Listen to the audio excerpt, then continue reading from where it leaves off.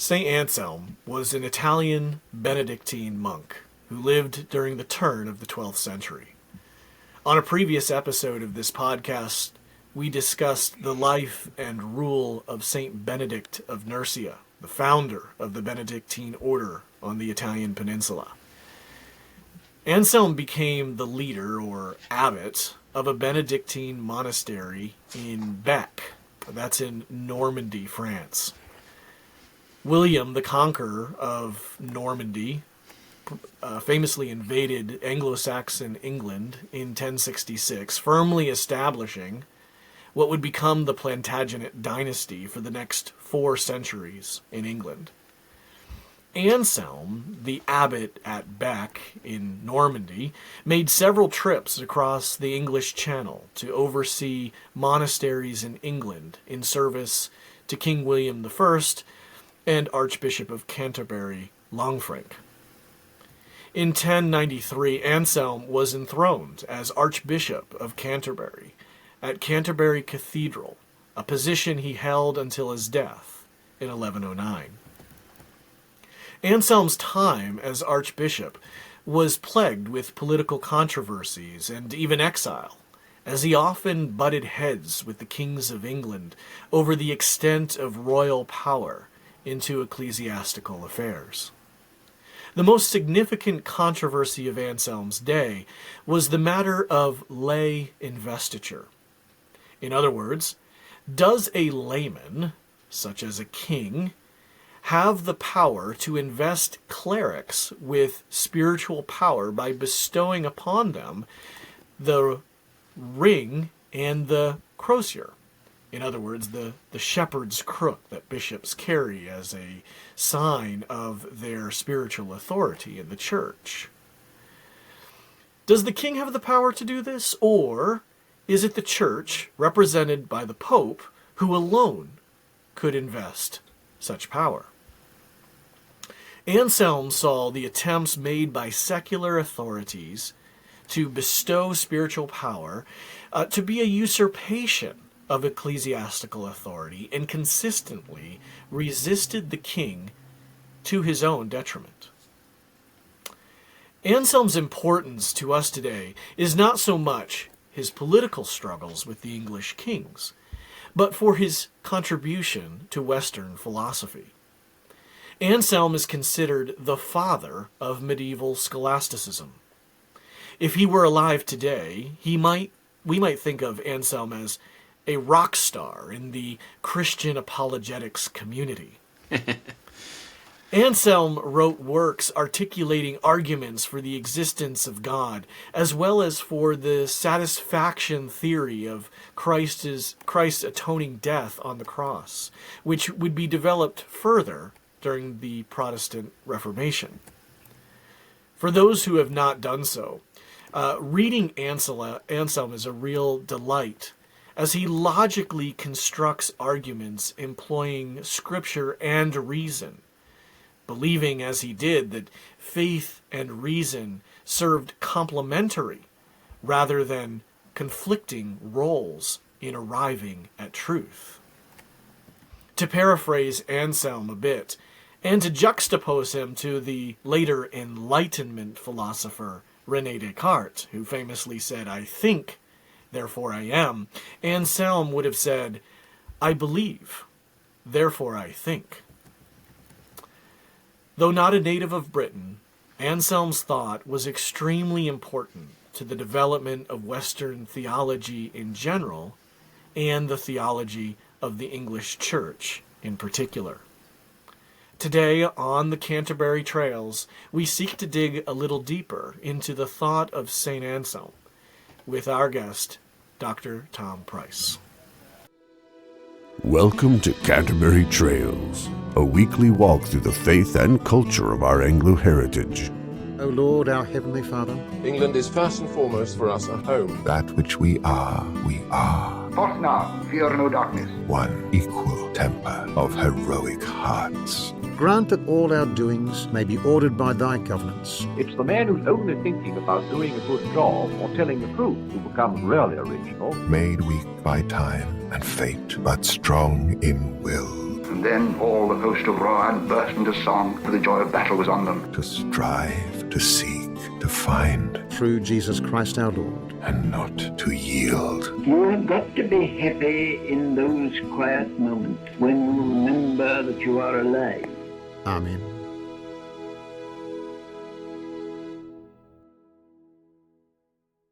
Well, welcome everybody to another episode of Canterbury Trails. My name is CJ Engel, and I have with me my co-host Jared Lovell, and today we are pleased to welcome Tom Price, who's going to speak with us, as you just heard, about Anselm. So Tom, welcome to the program. Great to be here. Great to see you both. All right, why don't you tell everybody a little bit about yourself and why we selected you to talk to us about Anselm?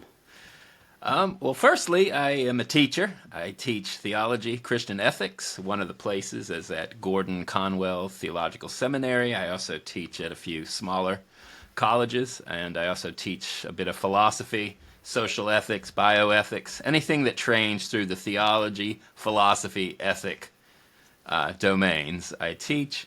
I'm also one of the triad of the Theology podcast. Some of you in the audience may know that podcast, and we've been around for a few years.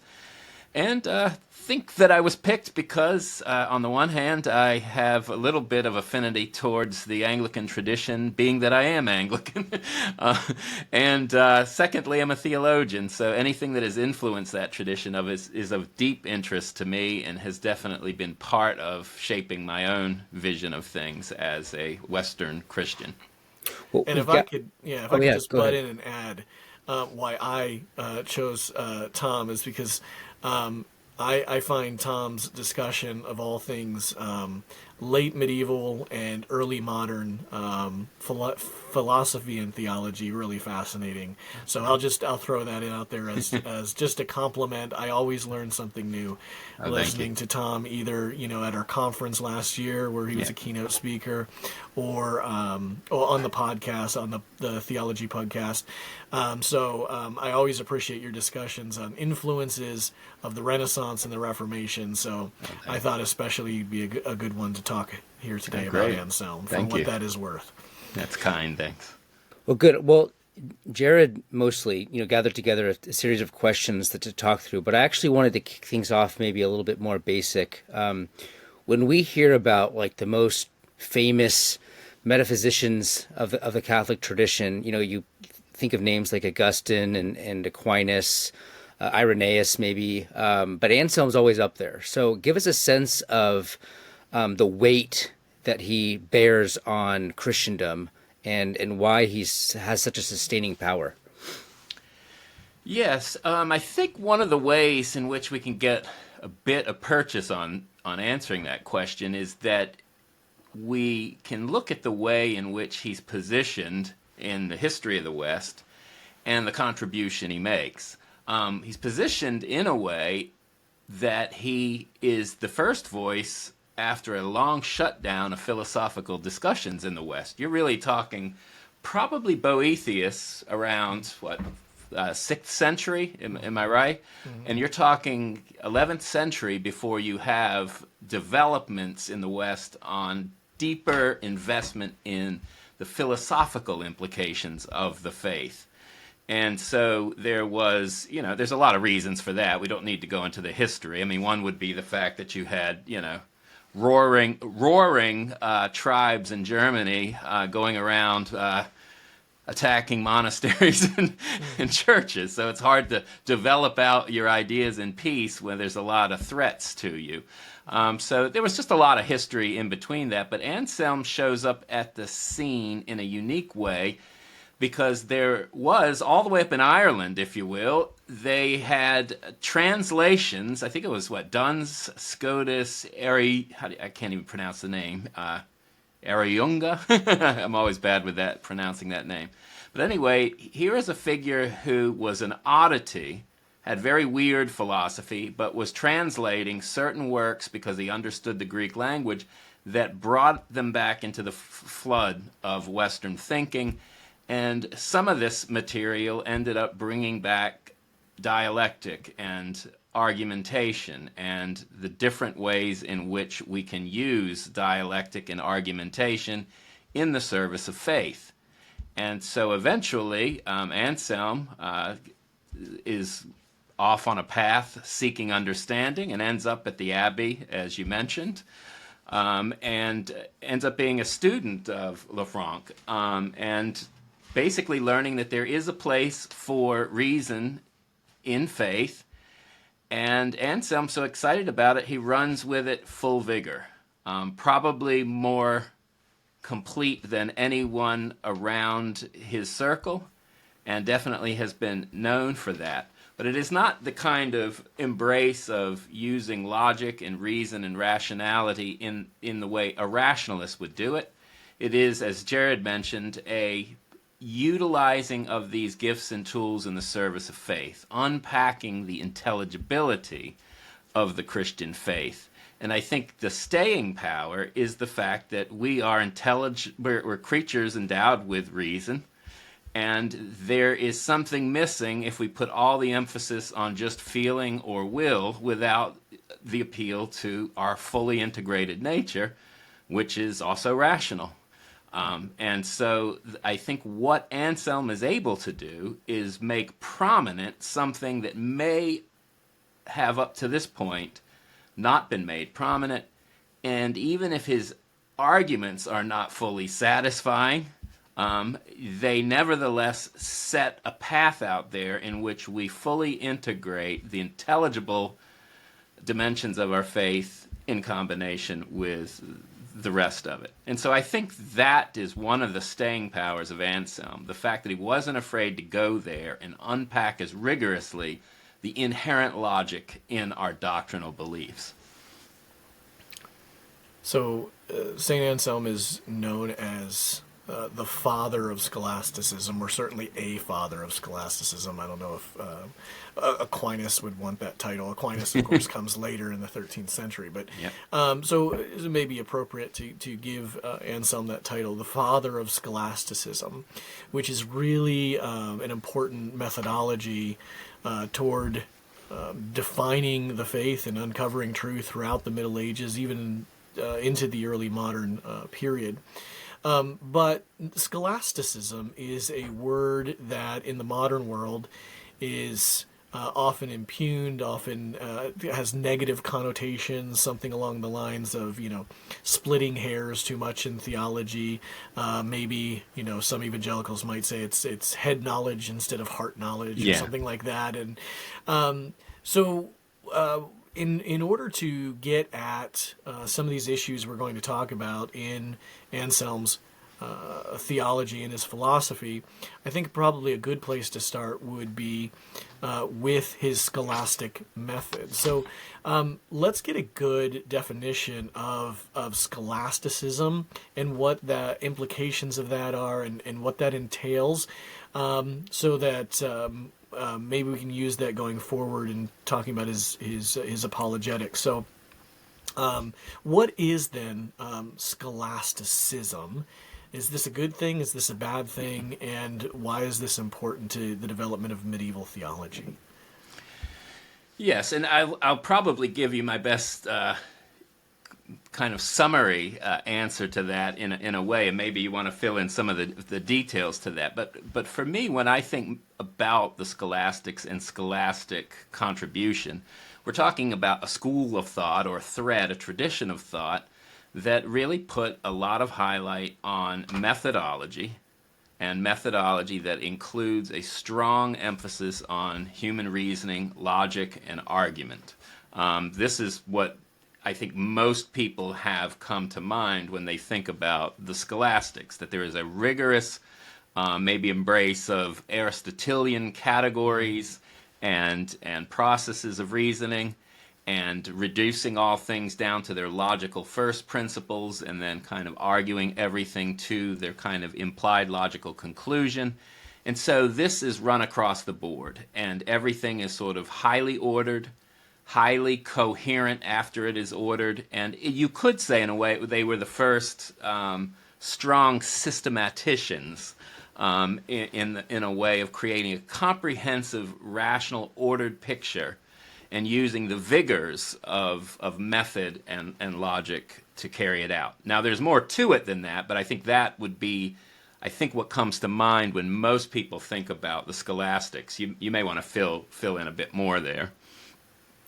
Well, let me ask this as a follow-up. So before you have the development of scholasticism, how do people do theology? Yeah. Then, and how do people develop if they're not starting at first principles and teasing out implications and making these fine distinctions,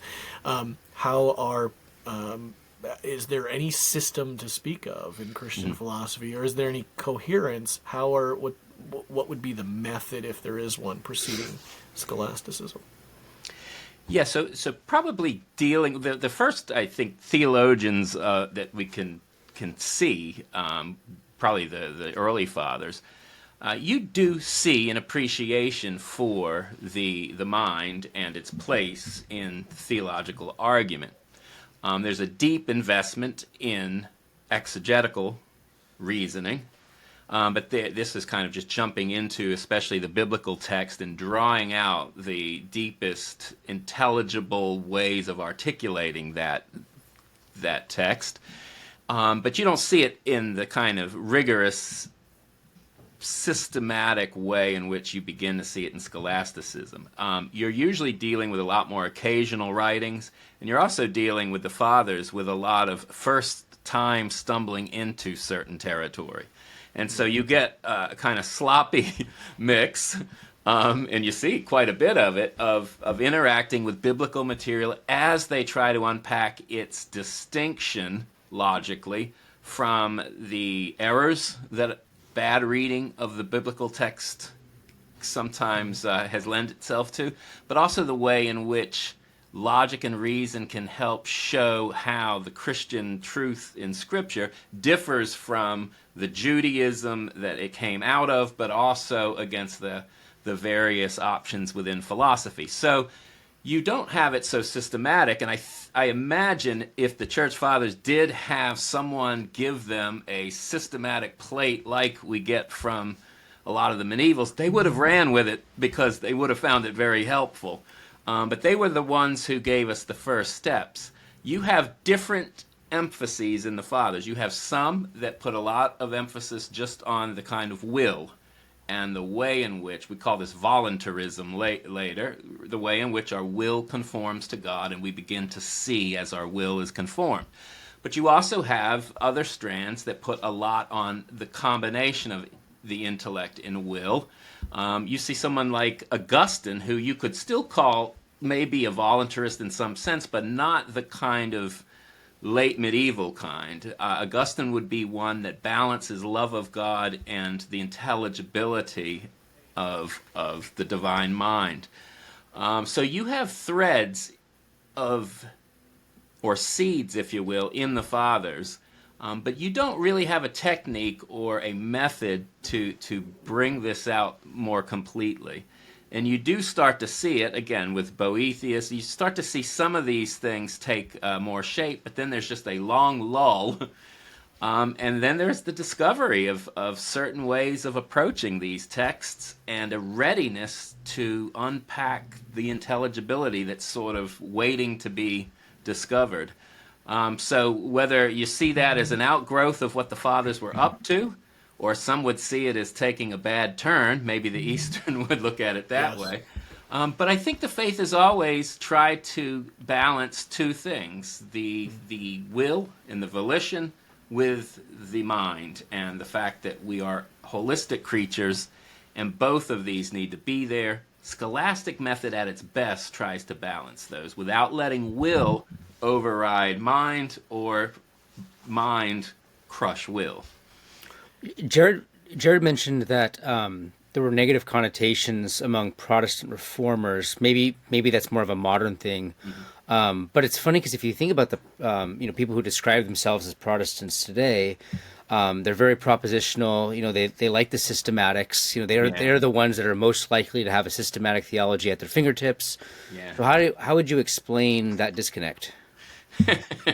Now that itself is a long history, but I think that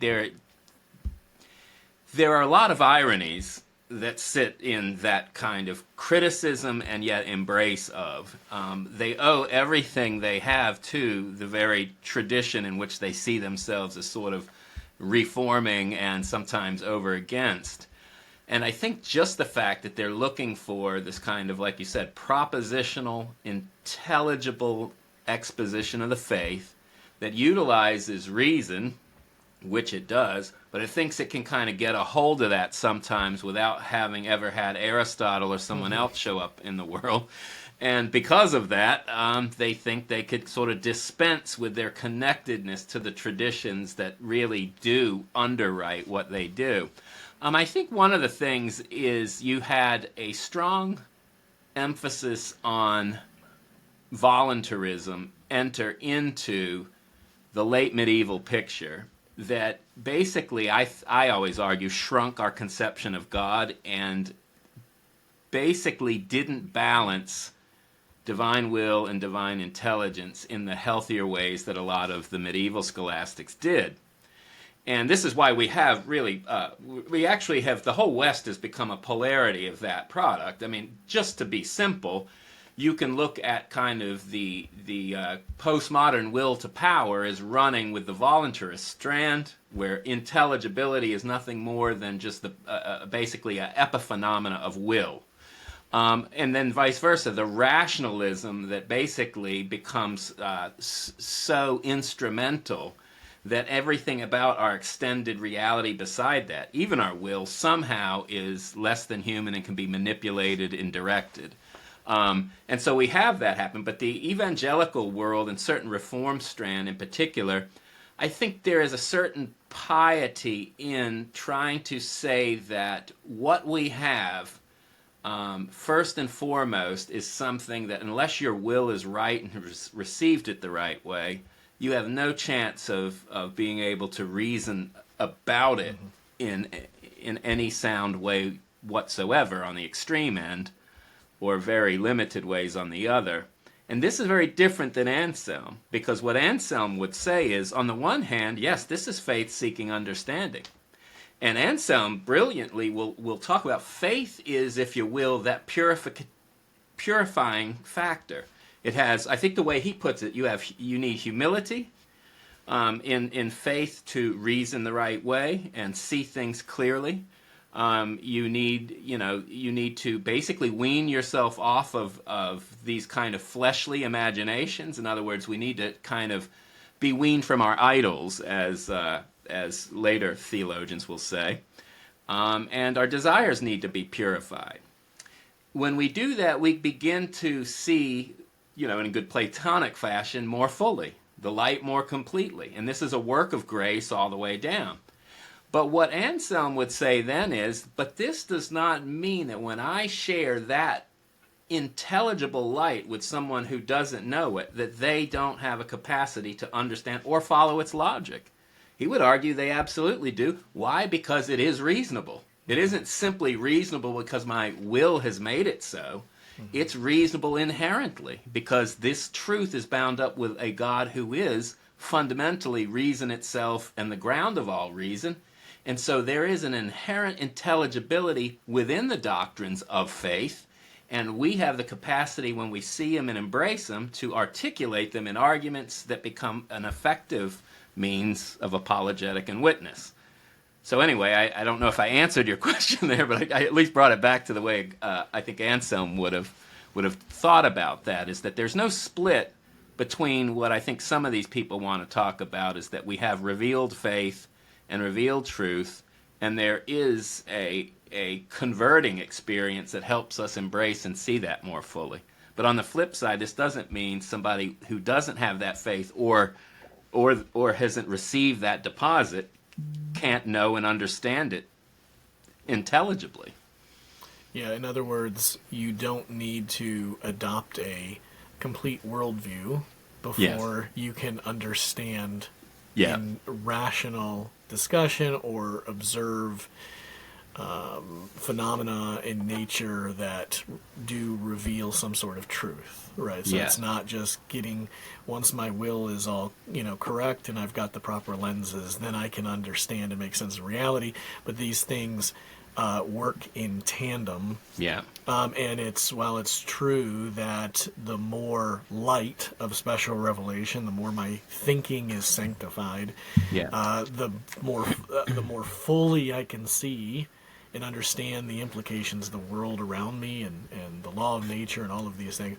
But it's not, the one or the other necessarily following. These things work in tandem. I think that's a very helpful way of putting it. Yes. That's right. And Anselm, he may have been a little bit overzealous. He was excited with this method, and I think he was pretty successful with making pretty sound arguments on a lot of things. But I think sometimes he would jump into a little bit of terrain we would say maybe shouldn't be run into. Like, I do think he made an attempt at trying to prove logically the doctrine of the Trinity, and good for him. On the flip side, I think that his reflections on the doctrine of God and the like intelligibly will make a doctrine of the Trinity, when it is understood and received, very fitting to what else we can know. And I think this keeps him in line with the classic tradition, and his contribution, even in that way, shouldn't be ignored. Can I jump in with a historical question? The Trinity had been worked out centuries before. So why did he feel a need to prove this logically? Yeah. I think with Anselm, it might be just in his case to show that the church's acceptance of the doctrine of the Trinity and its unpacking the core lineaments shows an intelligible doctrine. But we haven't yet utilized these techniques of dialectic to really show the depths of its intelligibility more fully, and also show that we can not merely say this is a received doctrine, but it's an intelligible doctrine that you should receive too, and so should my neighbor. Not just even, they shouldn't have to sacrifice their intellect or somehow make a leap of faith prior to it being intelligible. And I think for him, he wants to make sure everything also addresses that dimension of the human being. And I think with Anselm, we have to keep that in mind. We're dealing with someone who believes we're image bearers of God, and that as image bearers, the intelligible dimension should not be taken a back seat. It should be addressed. And not only that, but it should be addressed in the whole of creation, because Anselm is still working with, and I think this is a proper Christian view, I think East and West are joined on this, creation is understood participatory, and it is something that is infused everywhere with divine wisdom because the Creator is its source at every moment that it is. And so because divine wisdom is on display, and something of the invisible attributes are clearly seen in some way through it, then we can draw those threads together and show that what we know in this realm of normal everyday experience is bound up with the wisdom of God and bears witness to it. But likewise, we can use those limited tools from this world to unpack some of those heavenly truths. And reason and logic is one way we share in the divine mind. It doesn't start with us.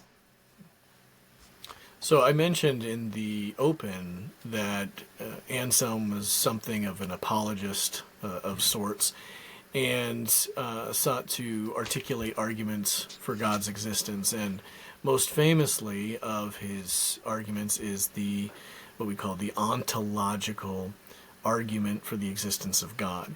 So could you explain for our listeners, first of all, what is ontology, defining that word in philosophical terms, what is ontology, and then unpacking what the ontological argument for God was that he articulated. Yeah. So ontology is really, any ology just has to do with study of, or the intelligible reflection upon a particular field or focus. And so ontology, working with the Greek word ontos and onto, to beingness, is dealing with being, the question of being, and the nature of being. And so it's looking at being not in regards to some other point of view, but in light of being. And so it is trying to understand being and beings from the perspective of being. It's a study of being. And this is something that I think is also worth mentioning, was very sacred ground to the scholastics and the medievals. I think it should be sacred ground to us again, because I think a lot of the problems we have, even in the current evangelical setting, derive from our losing touch with the ontological implications of our faith. I mean, what does it mean to be a human, right? Yeah. Until you understand something about being, it's hard to articulate what is true of a human and isn't, especially when people are confused, obvious about it. Gender is another one of these. If we don't understand something about being. And so the ontological argument is actually an argument for the existence of God, sheerly by arguing about the very being that God is. One way of putting it, and this may be the one place where I'll tip my hat to something Karl Barth of all people saw, is he understood that in the ontological argument, you aren't doing an argument really to or from. Well, you're not doing it to, you're doing an argument from. And so one of the things he notes is you're doing a lot of descriptive work. You're describing this being, and in the description, because you're dealing with this kind of being that God is, the reality of it is manifesting itself, right? And so I think this is something about what Anselm was up to, that as Anselm focused on the nature of God, that than which nothing greater can be conceived, is his way of putting it, right? This idea in the descriptions about it, the attributes you get from it, begin to, for Anselm, move beyond merely a concept to the reality. Now, how it does it, that's, whether you buy into the argument or not, that's really where the trick is. I mean, I think for Anselm, he would basically say that as you reflect on that than which nothing greater can be conceived, and the fact that it must be in order to be that than which nothing greater can be conceived, and the fact that we can conceive it because the very capacity of our minds to do this mean they're drawing that from the reality itself. I think it's more of a realist argument than people give him credit for, and maybe it's more convincing than people give him credit for. Yeah, I agree. You were talking about the importance of ontology and recovering that. I could not agree more. I think so many discussions, even ethical discussions,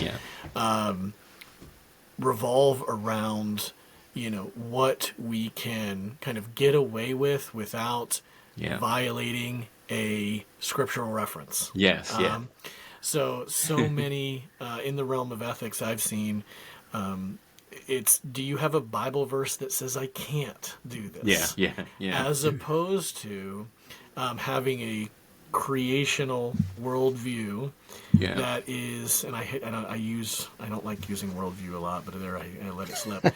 Well, you could let's be a little more. Let's just say a creational metaphysic. Let's upset the worldview people. A creational metaphysic. Right? A creation, exactly. That's perfect. So having a creational metaphysic that understands that beings have natures, that the created order has been given, and everything in the created order as created has been given a nature that, and therefore has a what for, if you will, that what is the human designed for? What is maleness for? What is femaleness for? There isn't a telos, in other words, to a nature. I really like this line of thought. If I could just jump in, because this has actually been on my mind a lot, like on the abortion debates. Yeah. Like, we get down into the nitty gritty about whether technically at conception there is life or no life. Is there a heartbeat here? And we can define things in very precise ways.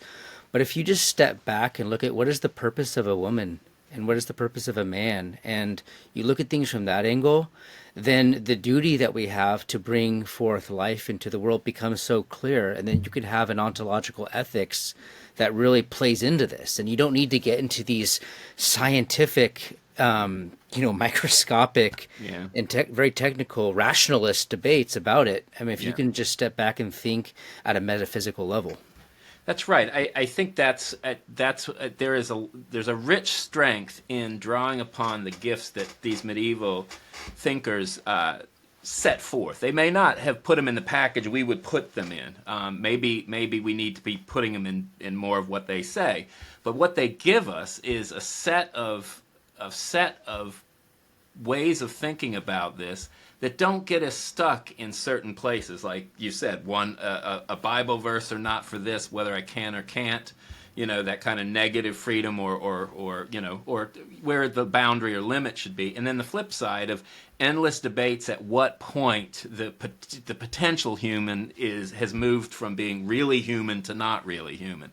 And I think, again, the metaphysical, the way in which we take the biblical material, if you will, provides the revelatory stuff to which we begin to order intelligibly.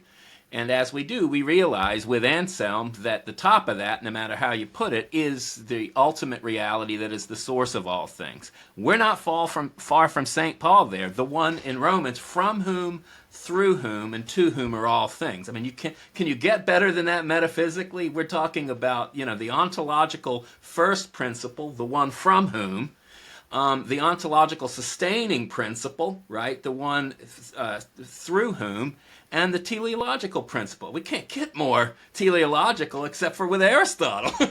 Well, Aristotle may be not as caught up to us. So here we are. We have the divinity described by revelatory St. Paul as the one from whom, through whom, and to are all things. He goes on Mars Hill. He can handle the metaphysical because he has studied it, but he's also studied how his view of God can draw upon that type of thinking without losing it, but actually showing that it serves his thinking. As a matter of fact, he says, you have a lot of temples given to a bunch of deities, but you also have, in your ignorance, one that remains open. I love that. It remains open. If you think about that, that's kind of the way being is, in a way. The whole created being remains open. And it is ignorant because of the fall of exactly the content that should fill it, but it knows enough that it needs to remain open, right? To the source, from whom, through whom, and to are all things. Well, then he's going to reveal that, right? Paul brings it there. And he reveals it as the one, what does he quote? He quotes one of their pagan poets, not the Old Testament. The one in whom you live and move and have your being. Secondly, you are his offspring, right? I mean, these are fallen rebels who are in ignorance. Mm-hmm. And he's not calling them redeemed. He's not saying they're saved. They need to be. But what he's doing is he's pointing to metaphysical truths about the creation and their ontological implications that show that he can even talk and argue with a pagan philosopher who rejects it all, who rejects him as a fool, and show them the intelligibility and the full picture we have. And I think we can do this with the human being, not merely beast nor deity, right? But image bearers. We can do these things, and I think Anselm gives us some confidence that we can actually do this without having to endlessly say, until they accept our presuppositions by a sheer act of revelatory will, we have nothing to do but sit around and hope that, and wait for them to come around to accept our worldview. I mean, that's really where you get stuck. Yeah. Rather than being in the public square with Paul saying, no, what you point to is in ignorance. I can show you the fuller light, but that fuller light will shed more light on what you did have right. Mm-hmm. So, if I could, this is not planned, so I'm going to take a slight risk here, and it's risky because it could amount to nothing, and it could. So this is more of a maybe a selfish question. So I'm not. This is not just for the listener. This is I am curious about this. So, is there any way in which perhaps the idea of covenant, as it is developed in, say, the 17th century, 18th century, for all of its usefulness, in talking about in conversations of soteriology or whatever else, could, in the English tradition, especially in the Puritan and Presbyterian developments, could have undermined anthropology in the sense of swinging the pendulum perhaps a little bit towards the will side, where reality and salvation history and growth and sanctification, all of these categories, even marriage, become a product of will rather than a natural outflow of being. Yeah. So if you're talking about, the framing salvation in eternity past, that the members of the Trinity got together and made a covenant with one another that to save some, and that the Son would die for them, and the Spirit would sanctify them, and the Father would choose them. So and I'm not trying to bash this or knock it or offend maybe some listeners, but is there a sense in which seeing covenant all the way down as a kind of basis for reality, as I said, tends to undermine an anthropological understanding of reality? Yeah, that's a question. I mean, I've had to wrestle with it myself as I've passed through certain strands of the Reformed tradition in my own education and formation, and I do see, especially 17th, it's certain shifts. 17th, you start moving away from the magisterial reformers, and some of the if you notice, the earliest right after the magisterials were kind of scholastic. They applied, look at most of what they do. They were on to what was going on before. Right. But yes, begins this voluntaristic shift, and I think, my way of putting it would be that this shift to the will that begins to predominate the view of God, overriding what I would call the healthier balance of intellect and will, which are understood as one in God, right, classically. But will starts to take on precedence, the divine will, and then everything is formed out of the will. Of course, there's scripture language there to say that, but there's also scripture language that counterbalances the emphasis of voluntarism with the right kind of logos, right? And the intelligibility inherent in all things, in all God's willing. It's governed by His nature as intelligible. And so what happens here is the will becomes more dominant than the intelligibility, and so it becomes so inscrutable that there is no real, what I would call, thread of analogy between what God has chosen to do in all eternity and its intelligibility in the creaturely world. Now, Genesis is filled with the intelligibility. Let things be, ontology, of this kind. There's your metaphysical intelligibility, where you can discern what things are and then what they're for. Let them do this in accord with their natures. Let them fulfill their natures by unfolding this way, being fruitful and multiplying, right? These things are a stamp of that intelligibility and that intelligible will that has stamped the fabric of creation's unfolding. But if we start to say, okay, with the fall, that gets all knocked out of the picture, and now it is just sheer, decretive will and redemptive will. First of all, you have a redemption often at odds with creation, which I fear certain strands of Protestant theology in particular run in danger of, and I think this is where you can get some of this notion of covenant that so eclipses the creational metaphysical thread that gives the intelligibility to covenant, that you do end up with this something very easy to deconstruct with Nietzsche. That's what I would say happens with that strong voluntarism in certain covenant theology. Yeah, that's helpful. So I'm kind of playing around with this idea in, even just as it applies to, political theology and even social issues like marriage. And I'm not suggesting that there isn't another problem out there for among Anglicans, but it's interesting to me that in the Anglican tradition, when it comes to, say, political philosophy, and I think we talked about this a few weeks ago on the podcast with Joe Coletti when he was on, when bishops or clerics give an oath to the king.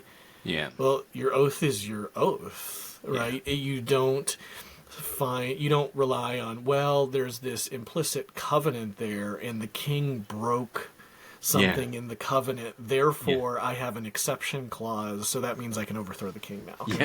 Yeah. Which does create an issue on the other side, which raises the question, when can you overthrow the king?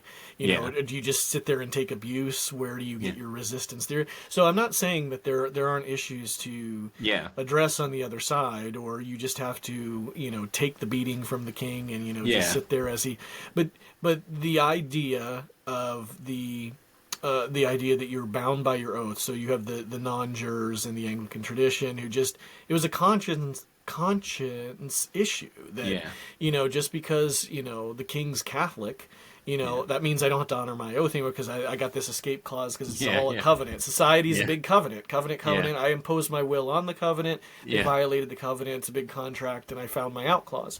And even in marriage, the same sort of thing. You get the language even in the Westminster Confession, where that traditionally marriage until death, right, and using the Romans 7 and 1 Corinthians 7, the death of the spouse, that becomes a kind of covenantal death, even in the Westminster Confession. So it's like, well, it's a covenant, and you broke the covenant, so now the covenant's dead, so now I'm out. And again, I'm not saying there aren't problems or issues to be worked with on the other side. I'm just identifying a pattern where I can see this idea of covenant being a reintroduction of voluntarism, that you can always find a way out, in other words. Even whether it's a marriage oath, a political oath, any kind of, there's stipulations, and if you violate the stipulation, covenant's dissolved and we can start over, which will, in secular theory, I think, will lend itself to the secular theory of, what you get with Jefferson and the Declaration, right? If it's government's there to protect, your life, liberty, and happiness, and if government violates these rights, it is the right of the people to alter and abolish it, right? And I can see how it lends itself, and it's not necessarily all bad, but I can see this emphasis on will and voluntarism over the question, rather than going back to the question, what is the nature of being? What is this thing that has been created? Whether it's a marriage, whether it's a political society, even when it comes to ordination, right? So the person is ordained kind of by covenant, but when, he violates his office or abuses his power, well, then he's no longer ordained. We just unordain that person, right? As opposed to, among the Anglican or the Catholic tradition, any of the traditional approaches to ordination is like, once you are ordained, this is a new reality. You have this office, right? And so you might be a bad priest. You might be a bad bishop. But we don't just, oh, no, you're no longer a bishop. No, it's not ontologically undone, Right, I mean, that's the thing. And that is, and we, I think, especially as Anglicans, we, because of our sacramental vision, and it is tied to what we're talking about, metaphysics of creation and its fulfillment, and the way in which these things are sharing in an ordering of reality the way it is. And they're deepening because of the sacramental nature, and in Christ they're a deeper sharing in that reality. It's what I always say, if St. Paul can say, just by nature, we're all, as God's creatures, offspring of God. In other words, we all depend on God's being in order to be. Not pantheism. We have our own being, but it is sourced by and sustained by and directed by God. If we call all that offspring, and then the invitation in Christ is to not merely know that we have a Father, but to know the Father, right? Not merely know where we owe everything to God as some sort of source and supplier that we should be grateful for, but to enter into the Son's inner sanctum with the Father, to be so united. There's this deepening, this perfecting of what it means to be a creature and what it was intended for, and because of that, you have a consistency between the created order and its fabric and its fulfillment in Christ. So if you want to call this all covenant, that's fine, but you cannot undo at will these things that are there not merely because they're the imposition of divine will and power, but because they exhibit his character and his divine wisdom in a way that we share in them as the creatures we are. And so I think that's one of the big differences, and I think what happens is when that gets ripped out of the picture, it does just become sort of a will to accept this faith and a will to stay along with it. And yes, we will argue, okay, God gave me the will to do it by grace, God will sustain it by grace, or for some, God will hold on onto it until we want to get rid of it. But in either case, it becomes one of these things where will is the only point of it all and the only emphasis. And really, that's not Augustine. If you read Augustine that way, you're reading him wrongly. That's not even Calvin. I mean, Calvin is retrieving Augustine and the exegetical traditions to make sure that the reasonings that we do are grounded in the faith. He does sit at a time when voluntarism and the breakdown of classic realism is happening, so he looks and sounds sometimes like a voluntarist or a nominalist, but I think he is trying to navigate waters that are getting thick and flood-like. He holds back that for a while, but even the Scholastic Reformers couldn't hold it back, and I think this voluntarism really took over most of theology ever since in the Protestant world. Lutherans have it bad too once voluntarism takes on that character. Well, that was interesting. I didn't really intend to spend as much time on that. I had one more issue to discuss, but that I plan to spend more of the time on. But at least I want to touch on it with maybe some time we have left, and that is perhaps Anselm's most famous work is Cur Deus Homo on the atonement, and so he articulates what has been referred to as the satisfaction view of the atonement. The idea, this will be developed, of course, later during the Reformation, and we might refer to this today as the penal substitutionary atonement. This idea that Jesus Christ on the cross bore the wrath of God as a substitute for sin, so we deserved God's penalty and punishment. We deserved his wrath, and Jesus stands in and bears that wrath, bears that punishment for our sake. So it is not in vogue today in the mainstream to talk about penal substitutionary atonement. A lot of liberal theologians will refer to this as something like divine child abuse.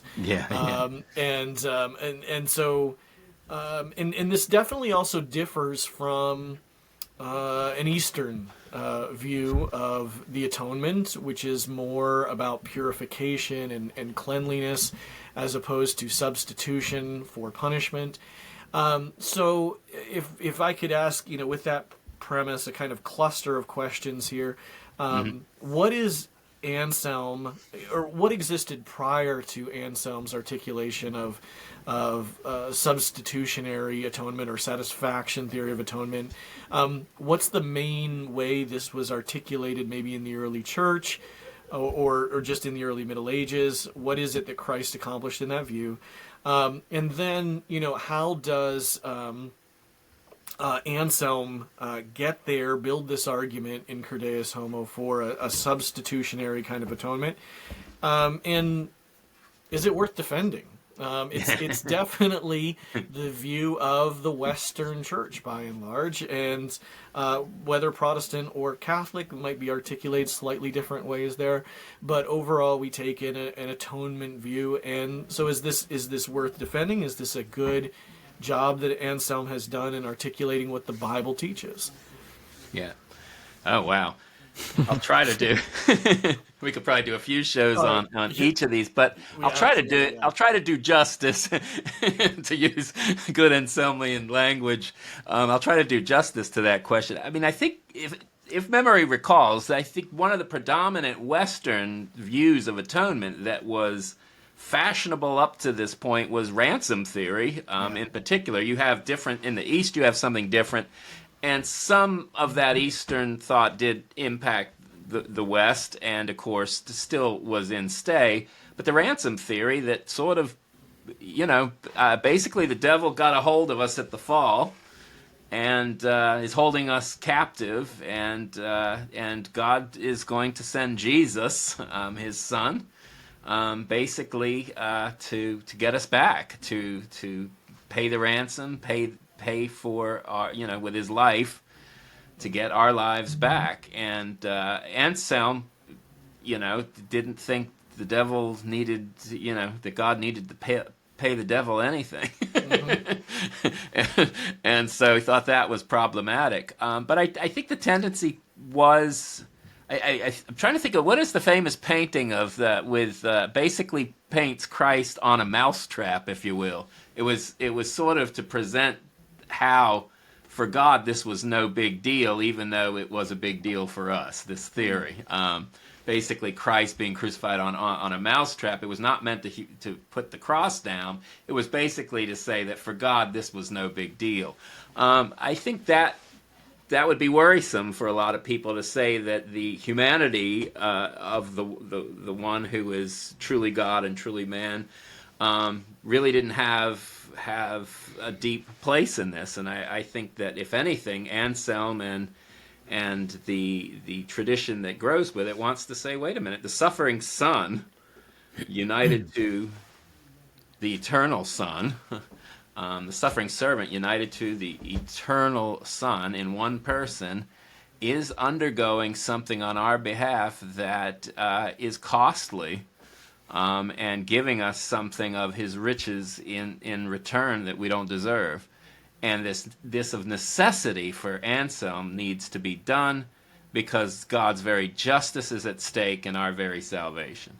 And I think that would be kind of a key shift. Anselm will move away from sort of the devil basically having this kind of power over the eternal God to where somehow God's got to come and basically make a better deal. The Donald Trump of the moment, make a better deal. And this deal would just be giving him what he wants, but it really wasn't costly because, this is God anyway. To something that's much, much more addressing how bad sin has landed us and what cost that has, attached to it. So the substitutionary, this notion that God's justice needs satiating, and that the only solution to this, because there isn't any rational nor revealed way in which a human being can assuage God's justice and get back to God, and yet we're creatures made for God, is the God-man. And so the God-man is the one who both comes and takes upon himself what we humans deserve in his humanity, and yet didn't deserve it, and there is a great exchange. He gives his righteousness, he takes the wrath upon himself, and basically we are justified through this exchange so that we can appear before God, or be before God, depending on the tradition, righteous. And God has both assuaged his justice, but also mercifully made us right for him. I don't know if I did justice to the way it works, but for Anselm, This was something that could be logically shown without even having to have the Bible, even though the Bible gives us the true faith's authority for it. So he would argue that you are imperfect and you fall short of your very own moral character, much less the infinite God's. And because of that, you're in a stuck situation. God is absolutely just, and we owe God the sort of honor justly, what is worship. We justly owe honor the due given his name. Because we fall short of that and we don't do it, we're in a problem. And apart from God showing up on the scene and someone capable of doing that, both God and human, you don't really get salvation. So this has been a big deal for the West, and it I think has started to weaken because I think some of the ways of expressing it have been bad. Some of it has put retribution so in the center that God's justice is sort of retributive here, that it makes no sense of, for example, Jesus teaching us not to be retributive. When Jesus says that if your enemy persecutes you, don't do the same thing and don't give what justice requires here, right? Overcome evil with being better. And they're saying, well, if we're supposed to do that, then why can't God do that, right? Mm-hmm. These are questions people have. Walter Storr, for example, from Yale, that was one of his kind of arguments against it. There's all kinds of biblical teaching that call us to go the other way. So I think the last point would, should we keep it, right? Things of it is, of course, divine satisfaction, that somehow amends have to be made for the offense. Divine justice is at stake, and then reconciliation is the point of it all. I think those things in principle are biblical things, and there are a lot of valuable insights from that way of reading it. My own take, and a lot of people probably wouldn't agree with it, but my own take is that the Eastern emphasis, the ransom theory, and a lot of what Anselm and that whole tradition held are all part of the biblical mixture. Yeah. And I don't think we should hold so strictly to one that we don't balance the insights of all that biblical material. And I don't have to be so Anselmic that I have to systematize it all perfectly. Mm-hmm. But I do think, emphasis in the East. I think classically the way it worked out, the theory in engagement with the Hellenic world in particular, brought out a lot of the biblical emphasis on we're made for union with God. We are made for eternity. This is an ontological thing. We're image bearers. Augustine will put it his own way. We're restless until our heart sits in its home. And because of this, we are inherently driven towards the source that is our very life and the source of our image. And so even in its brokenness, we are restless. And that needs to be fixed. Yeah. So there is that strong emphasis on reconciliation and reuniting. Mm-hmm. The strong emphasis on salvation as healing, right? Purification, the purification of our wills and the weaning off of our idols. That is definitely there. Mm-hmm. But then there is this strong emphasis on God's justice and judgment on sin. And could we tie that into so I completely agree with what you're saying. I think all of these are important aspects of this complex reality. But I just want to insert this just quick question that some from an Eastern perspective might say, well, if you have this substitutionary atonement model, you're implying that God needs something. He needs to punish somebody. He needs to have this justice satisfied, and this makes him needy. This makes him, need something outside of himself, but he's not the one that has the problem. But is it fair if we tied this back into our conversation on ontology that it's not God's justice is a real thing that flows out of him? God's intelligence, it's not I'm God, but I'm mad and I need something extrinsically. Yeah. It's that in my nature I am just, and if sin is not punished, I am at odds with my own nature, which is an impossibility. Yeah, I wouldn't be God. Is that a fair to tie back does ontology, in other words, kind of tie into this and provide a bulwark for the substitution model? At all? I am definitely sympathetic to the Eastern critique on this, in the sense that because I don't believe deity is as the Book of Acts tells us, in need of anything, not needy like humans are needy, and I think if the language is suggesting something like that, then it is problematic. Yeah. But if the language is communicating something a bit differently, that if I, as I always put it, if this is actually, when we're talking about the justice of God, we're also talking about what's good for the human being. That this kind of retribution, just like a judgment on all sin, is a judgment on its death instilling character towards that which does have life and being.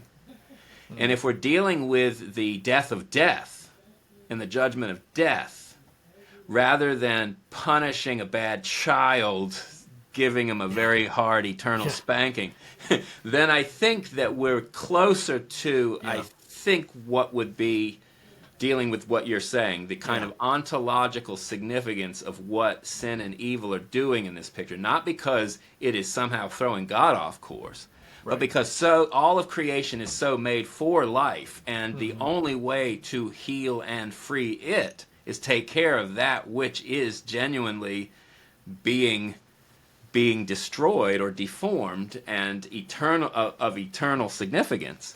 And so this is the way of dealing with it not having the eternal significance it will otherwise have.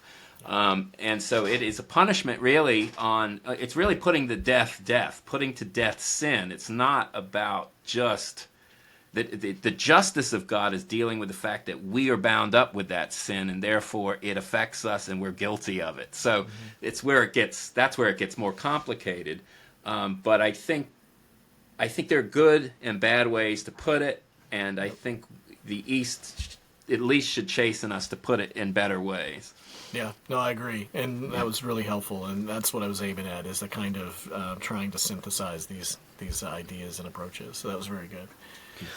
I don't have anything else to add or any other questions in there. I guess, one micro one would be, to what extent were the Reformers responding to like any deviation from the satisfaction view at their time, or has this pretty generally been the view on both sides of that equation?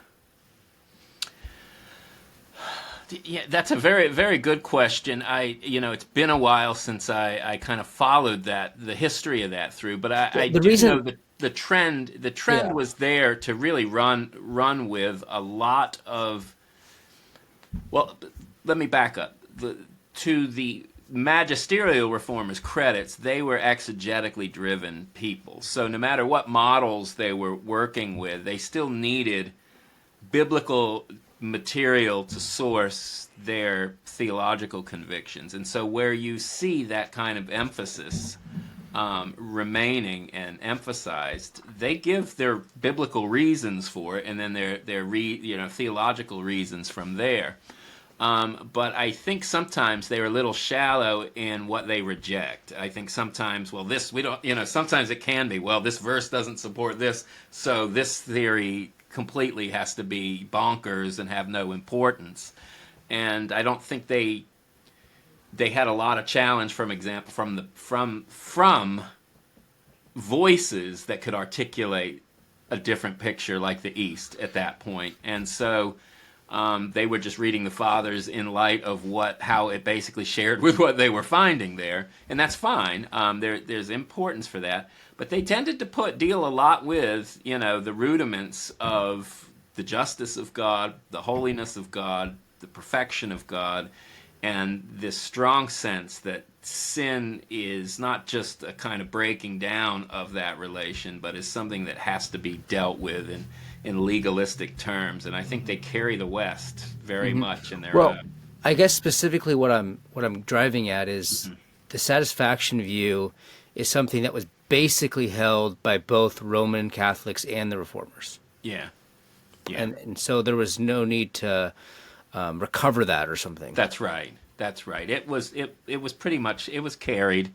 Yeah. They carried it and developed it out and really internalized it. Probably, as deep as you could get, to where we consider it in the West often the only way of thinking about it. Yeah. Yeah. Yeah, that's right. Well, Jared, I mean, I don't have. That was Anselm. I mean, he's one of those individuals where, like, the Lutherans, the Reformed, the Anglicans, the Roman Catholics. I mean, he's everybody's, right? Yeah. He is like the theologian of the Western Church in so many ways. He's the uniting force, I guess. Yeah. I would say. Yeah, absolutely. And I think one thing is we should read him, and we should read him carefully, and we should retrieve where he helps us unpack our faith more fully for our times. I think he's a rich figure. I think he's kind of either been just someone people adopt wholeheartedly, or they want nothing to do with him. This is similar with the ontological argument. And you take an Aquinas who will say, okay, I think he had it backwards, but I think at the root of it is the ontological. Aquinas will basically say, rather than just starting conceptually with the notion of God, as we start where we are, not because where we are is stable, it's because it isn't stable and we need to get to where it is, and that would be ultimately the ontological first principle. So we end up in the same place, and if it wasn't for Anselm, we wouldn't have had all that stuff worked out to make it easier once we got there. So I think a lot of these, I think he's worth continuing to read carefully and spawn insights into ways of helping us draw out the intelligibilities of our faith. Yeah, I mean, he's like one of those people that his contributions are so significant that we just assume the things that he talked about, and so we don't realize that we need to go back and actually study him. Yeah. Because it's like our minds are so shaped by him that we don't even think about him, adding anything creative or original. It's just so basic to us. Yeah, that's it. He has a lot, and as I said, we may not go everywhere he went. We may say, wait a minute, this is just, this is wrong. On the flip side, we need to know why we think it's wrong, and then we need to take, his biblical and theological reasoning seriously. And I think we owe that to anyone who's put that kind of labor in for the church. Good. Yeah, well said. That's good. Closing thought right there. Yeah. All right, Jared, do you think that's good? I think so. I think we've thoroughly discussed for the time, at least hopefully whet our listeners' appetites that they might go pick up a copy of Anselm and start working through it. I would begin with Cur Deus Homo. Yeah. And it's written in a dialogue format, so it is not. It's not just a thick theological treatise. It's a back and forth kind of dialogue, which he's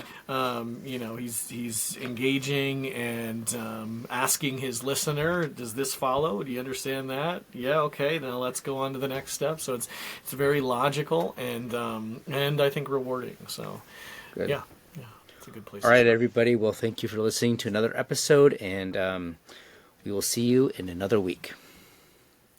Take care. Bye. Thank you for joining us this week on Canterbury Trails. If you like what you hear, we'd appreciate your support by liking, sharing, and subscribing on whatever platform you're hearing us. Stay tuned for more weekly episodes, and we'll see you next time on the Canterbury Trails.